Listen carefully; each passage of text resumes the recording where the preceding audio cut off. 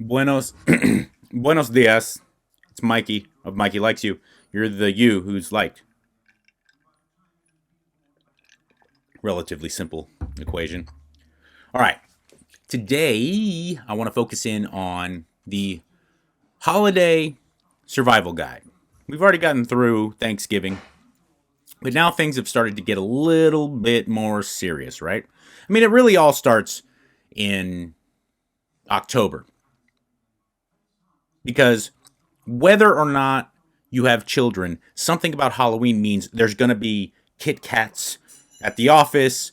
On your way out of the dentist, there's like a bowl of Skittles, right? Everyone's got, they're putting up the cobwebs and the skeleton man at Starbucks.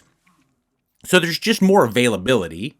And also, look, let's be honest, it's more socially accepted to start eating bullshit come Halloween. And that doesn't seem to cease until about January 3rd, right? Because you can say, oh, New Year, new meat. Now, yeah, but then you have leftovers from the New Year's Eve party you went to. You have all that crap, that gingerbread cake that you forgot to take over to the friend's other party, and the massive kind of the kosher cupcakes you were going to take to your Hanukkah party that it just ended up back at your house. You get my point. Halloween through early January, it's way more tough. It's way more tough to try to monitor what you're eating and to make sure you're eating things that you know your body likes, right? But also, look, I think it's a disaster to just forego all of the real visceral fun, the communal stuff, the relationships, the socializing, the connections that you make around the holidays are special. There is something there. There's value to that. And a big part of it is the enjoyment of food and booze, too, for you adults, watching and listening. I think there has to be a way to do it in a positive way. What do I mean by that? Well, it's equally, in my opinion, it's incredibly unhealthy to just use the holidays because of some arbitrary date on a calendar. You're going to eat till you're sick. And usually, eating till you're sick, almost exclusively bad stuff, right? Sugary, carby, fat laden nonsense, right? The yummy, as I like to say, the yummy, right? The stuff we can all collectively agree is delicious, but we all collectively agree just like it's as if it's going down your throat, and as it's being digested, your entrails shoot out and turn into a middle finger pointed back at your body, you know? And I think like it's a real big mistake. Of course, some people gain 20 pounds between the holiday, in the holidays. I'm sorry. So that's obviously not right. But I also think like you're getting so neurotic, and I've gone down both paths. You get so neurotic and that you completely cut yourself off from the enjoyment of this food and the communal aspect of it. I've been that guy. I've been that guy who brought Tupperware full of halibut and spinach to a Christmas party, and I didn't eat any. Granted, it was my parents' house, so it wasn't like I was, going over to, but, and then go over to a friend's house, like a holiday gathering, and just not eat. Sit there with a bottle of water. Because I don't drink too. And looking back on it, that was wrong. It was wrong. I don't want to say it was wrong, because that's, who's to say what's right and wrong. I feel like I didn't do myself any favors mentally, emotionally. Could I have really regulated my eating and enjoyed all that food and not been such a stick in the mud to the point that I actually was aware in the moment? Like I'm separating myself and creating this false sense of who I am, all for the sake that for me being able to tell myself when I go home I'm hardcore. And it's like, well, for what? For what? All of these things I tell my top tier clients all the time. Whatever you do when it comes to training and nutrition, if it's not making you feel better, if it's not making your life better, we're doing it wrong. If exercise isn't making you feel more injury proof, more energized, more lively, more mentally clear, we're doing too much, or we're not training hard enough. If eating a certain way isn't making you feel more satisfied, isn't giving you more energy, isn't helping you sleep better, isn't your libido isn't increasing, then something's wrong. There's a flaw there. It should, unless you're getting a paycheck for your performance or your physique, there's no need to make yourself feel worse for the sake of anything when it comes to fitness and health. Okay? So that's my take on it. And I really feel like the holidays is the proving ground. That's the trial by fire when you get to develop that balance of understanding, okay, these are the ways I can go about it to come out of it on January 2nd feeling like a better me as opposed to vice versa. Because you can go either direction. You can be so strict and so neurotic that you actually end up making sure maybe you saved that water weight. Maybe you saved your abs a little bit, but you're a dick. And you had to exert immense amounts of self-control unnecessarily. I don't find that healthy. Alternatively, I don't think it's healthy to just let yourself go. And because, like I said, it's some time of year, you're just going to stuff your face with stuffing and pumpkin pie. That's not how things should be done, in my view, of what is healthy and positive. So I'm going to give you my top 5 tips. I'm sure there's a bunch of other things that one could come up with that might make getting through the holidays in a positive fashion easier and more effective. Please, I encourage you either on my Patreon. I am Mike Catherwood on Patreon. I'll put the link in my show notes, but also wherever I post these podcasts, whether it be on YouTube, whether it be wherever you get your podcasts in an audio only version, comment, let me know on my socials at Mike Catherwood. Mikey likes you 1. Okay? Let me know if you have any insight, if you have any commentary, if you have any critiques or criticism, let me know. All right. Number 1. This is my number 1 way to help get through the holidays a little bit easier and a little bit more effectively. Remember that you are not a professional athlete or professional physique model. I think it's really, really useful to look at people who do something the absolute best in the world, the world-class versions of whatever it is that you're trying to do. It's great to look to those people and get inspiration. Maybe even get some insight into how to do whatever it is you're doing more efficiently and more effectively. I do think it's also a big mistake to try to hold yourself to the same standards that someone who gets a paycheck for their physical performance or their physical appearance. If you're not that person, you are going to try to hold yourself to the standards of someone who does, and it's going to be an emotional and spiritual disaster. So remind yourself, you are not an actor, model, professional athlete, bodybuilder, fitness, whatever. So don't try to hold yourself to the standards of the people who are. I'll give you an example which might provide a little bit more clarity in the situation, which doesn't have anything to do with your body or your physical performance. About 4 years ago, Slayer was playing their final shows at the LA Forum in Inglewood, California. And I love Slayer, and I definitely wanted to make sure I was at least one of those shows. Got the tickets, got my group of friends together, and we get to the show, and I'm not screaming my head off. I was banging my head. My neck was sore. The next day, I was jumping up and down. I was clapping and pumping my fist, but I was not screaming. My friends who were accountants, my friends who were working construction, who were alongside me, my friends who were in law enforcement, there was a couple people there that were in finance. One guy was an attorney. They all screamed, but I didn't. Why? Because I had to be on the radio the next day, and that's how I paid the bills. My voice was part of my livelihood. I did not have to feel like I was compromising something, or I couldn't enjoy the show, or that I was making such a dramatic sacrifice, because I knew if I literally can't talk, or if when I do talk it's painful to listen to, I'm compromising how I pay the bills. So it didn't seem like I really was, letting something slip past me that was all that big a deal. Still got to enjoy the show. I still jumped around like a maniac. But I knew, like I said, I got to be on the radio. So I couldn't scream and, sing along to Angel of Death. The same thing goes for someone who is a professional bodybuilder or model, or say professional athlete in certain sports where body to weight ratio is a big deal. These men and women don't have the same feeling of sacrifice, the same level of self-control and discipline that goes into you not having that slice of pie. Do they want that pie? Does it take self-control? Of course. But at the end of the day, they can remind themselves, they're like, dude, I'm a professional boxer. I'm a professional gymnast. I'm a professional bodybuilder. That's how I put food on the table.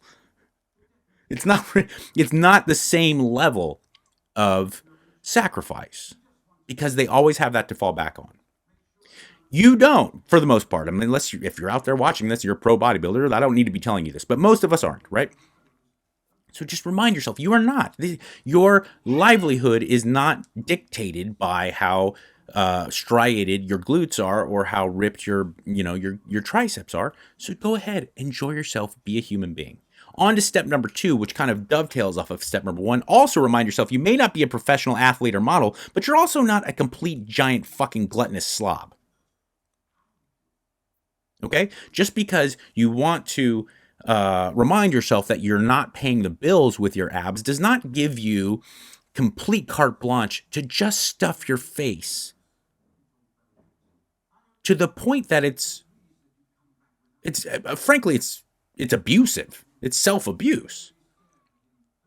And I don't think you have to be someone who necessarily suffers with clinical problems with eating, because that's a whole different ballgame. If you're out there and you are someone and you know who you are, and I'm very sensitive to it. If you have true actual eating disorders or suffer from some type of psychological issue around food, I understand that's a different ballgame. But most of us, even if you don't suffer, we've been that person where you've literally eaten to the point that you have made your system go haywire. And that's not okay.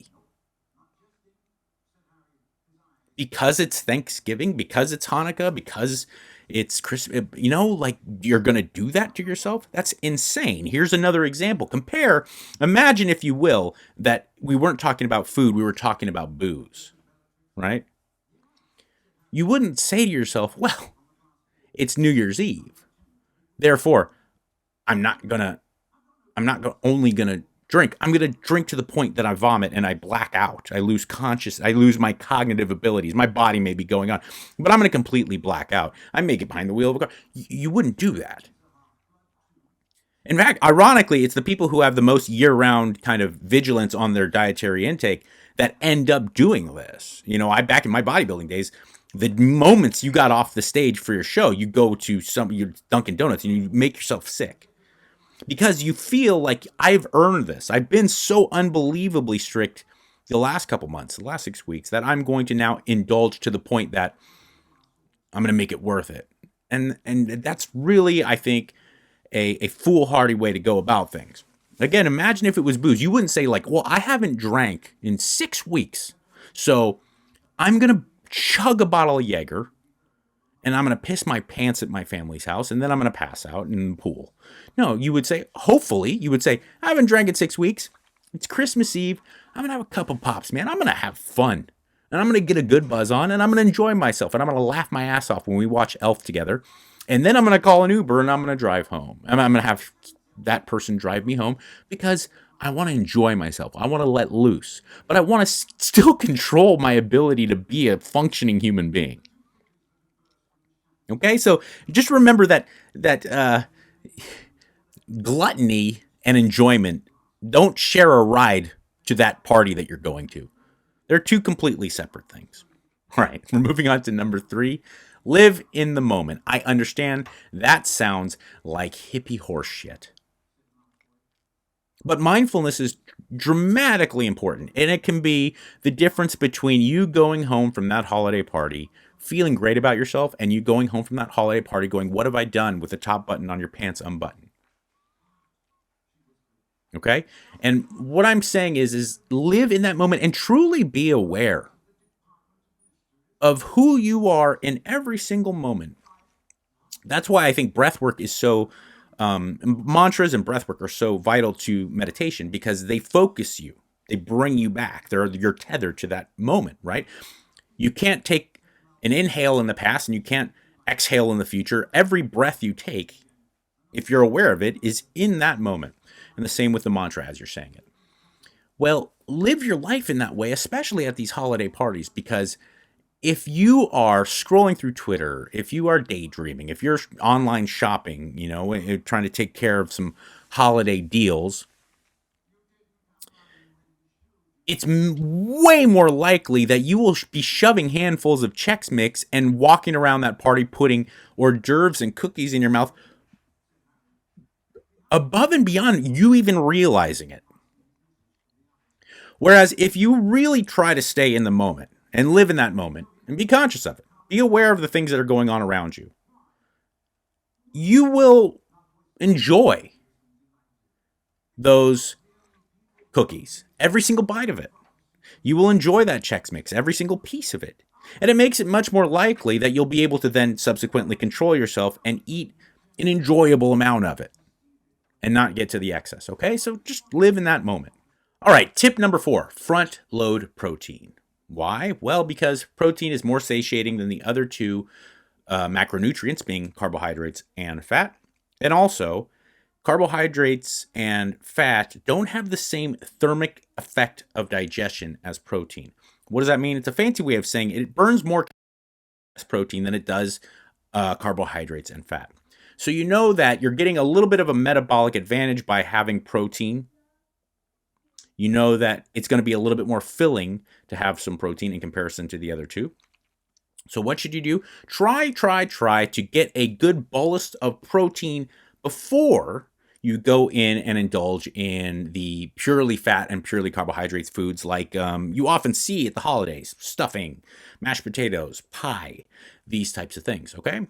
I have always just been able to, because I typically am going to holiday parties that are going to be kind of protein friendly, I'll eat my carne asada, just a plate full of it, before I have some tamales at Christmas. At Thanksgiving, I make sure I have 4 to 5 big, nice slices of turkey before I even try to indulge in the stuffing and the mashed potatoes. This will really make things a little bit easier for you to at least regulate the amount without so much hunger problems and pains when it comes to that time to have that pie or those mashed potatoes and stuffing and gravy and biscuits and whatnot. If you're going to go to a place where maybe that's not realistic, you're not going to get the chance to have the turkey before your stuffing and stuff like that, slam a good serving of whey protein isolate right when you get to the party or right when you're about to eat. Whey protein isolate is so rapidly digested that it actually will like pull out those hunger pains, okay? Now, the problem with it is that, well, you're saying to yourself, why don't we do that all the time? The problem is that you have to do it so consistently because it is so rapidly digested that it will almost immediately give you the ability to kind of control the next things that you put in your mouth, but it goes away very quickly. That is why whey protein isolate is so good before and after workouts. Whey protein isolate is not probably very good long term when it comes to dieting. Something like a milk protein isolate or casein is better because it's very slowly digested, and it can kind of give you that little burst of satiety and hunger control throughout the day.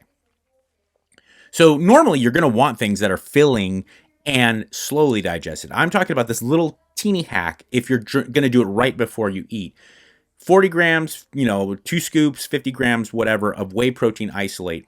Slam it down. It will make a big difference in the next 20, 30 minutes when you go to sit down at that meal.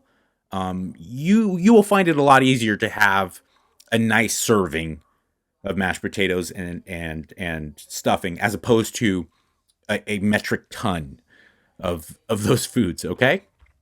So front load protein. Go try to eat and then start digesting protein before you go into the other stuff. It will help you kind of control your hunger and your ability to have a little bit more self-control when you're eating those things. For you vegans out there, a vegan-sourced essential amino acid is a great choice here. It gives you the same thing that whey protein isolate does. It gives you that leucine and the other amino acids rapidly into your system, giving you that immediate kind of control of your hunger. Because most intact, full form, vegan, plant-based, plant-sourced proteins are not going to be rapidly digested because they're going to be coming from legumes and grains and things, which will typically, rice protein can be quickly digested, but it's not the same as these isolates of whey and essential amino acids that are like immediately kind of flooding the bloodstream. All right, so front load the protein. Do yourself a favor. Finally, my last tip, numero cinco. And I took this from Pantera. Yesterday don't mean shit. Okay, so let's say you had a 16,000 calorie Christmas Eve dinner. Do not wake up on Christmas Day and then subsequently for the next 6 weeks, allow that 16,000 calorie meal to just throw you off course for everything in your life because you're so attached to that and you feel so shameful and you feel so angry and you feel so disappointed in yourself that you're just going to be like, fuck it. Because there's a threshold to frustration, especially when it comes to stuff that you've done to yourself. And oftentimes you do something like that and you just continue to beat yourself up and then you go and you make things worse. You almost self-flagellate. So don't do that. Remind yourself yesterday doesn't mean shit. The good or the bad. If you're just going to attach yourself to a celebration like your Uncle Rico and talk about all day what you did in high school, that doesn't serve you well either. Something you did fantastically last year really doesn't fucking matter right now. Do right now. And yesterday doesn't mean shit when it comes to negative stuff too. We've all done it. You lost control. Maybe you had 18 beers and you washed it down with pumpkin pie, the entire pumpkin pie. All right, it's over. All right, put your big boy, big girl pants on. Let's hit the ground running today. Today is what matters, okay? So let me recap. You're not a professional athlete or a professional model. Don't try to hold yourself to those standards. Number 2, you're also not a gluttonous slob. Don't allow yourself to just throw away everything you're doing because of some arbitrary date on the calendar. Number 3, be mindful. Stay in the present moment. Okay? Don't allow yourself to get so incredibly distracted. That makes things go down your throat. Believe me. It will make things just, you'll mindlessly eat. And this is a problem with food, and it seems to be a problem in modern society with everything. A lot of times we're masturbating not because we're horny, and we're eating not because we're hungry, and we're taking caffeine not because we are going to go do something that takes a lot of mental acuity and focus. It's just like boredom and distraction and fear and anger, and all these things just lead us to do stuff, okay? Instead, stay in the moment. Stay mindful, be aware of everything that's going on. Number 4, front load that protein. All right? Get it in your system and allow it to start digesting before you go into the other 2 macronutrients. And number 5, remember, yesterday don't mean shit. It's all about being in that moment. Refer back to tip number 3, right? So let's say you just threw everything away last night, New Year's Eve or Christmas Eve. You just went hog wild. Okay, it happens. Don't allow that to ruin the rest of the end of the year because you're so ashamed of it. Let's go. All right? So those are my top 5 big tips that I think that can help you get through the holidays in a positive and happy fashion. I do wish you the absolute number 1 happiest holiday that you've ever had because darn it, you deserve it. You're a legend. Remember that, okay? In this crazy mixed up world that makes you think that nobody cares, remember, I do. Be good, people.